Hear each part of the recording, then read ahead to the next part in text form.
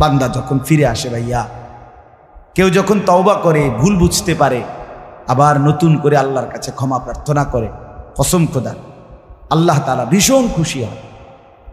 হাদিসে আছে আল্লাহর কোনো বান্দা যখন তওবা করে, আল্লাহ তখন ফেরেশতাদেরকে বলে, আমার ফেরেশতারা 7 আসমান আর জান্নাত সাজিয়ে দাও। ফেরেশতারা জান্নাত সাজায়, আসমান সাজায়। ফেরেশতারা ডেকে বলে, রব্বুল আলামিন কি হলো যে কারণে আসমান সাজাইলেন, জান্নাত সাজাইলেন?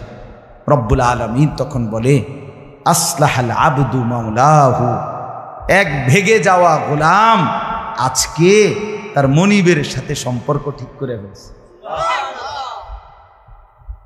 আল্লাহ আল্লাহ বলে, আমার এক গোলাম আমার থেকে ভাইগে গেছিল রে, অনেক দিন ওই আমারে সেজদা দেয় নাই, আজকে দিছে। অনেক দিন সে আমারে ডাকে নাই, আমি খুব কষ্ট পাচ্ছিলাম। আমার বান্দা আমার হাতে গড়া, আমার দেওয়া নাক, চোখ, কান, আমার দেওয়া জবান, আমার দেওয়া জিহ্বা, আমার গড়া বান্দা আমারে ভুলে আমার থেকে ছুটে গেছে। আজ আমার সেই ভেগে যাওয়া বান্দা আমার কাছে ফিরে আসছে।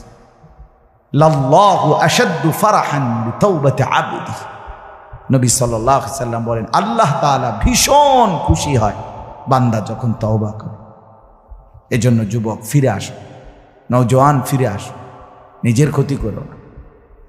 আমি প্রত্যেক দিন বলি ভাইয়া, তুমি মরে গেলে হ্যাঁ পৃথিবীর কিচ্ছু আসবে, এই বন্ধুরা ধোকা ধোকা। একটা ফোলা ফাইন তুমি মরলে খানা বন্ধ করতে হবে, কসম খোদা।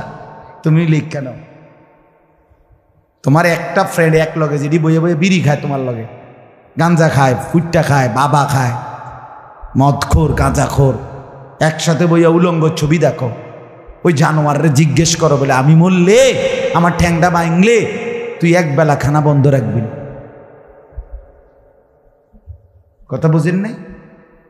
ধোকা ধোকা, এগুলো ধোকা। ওরা কেউ থামবে না।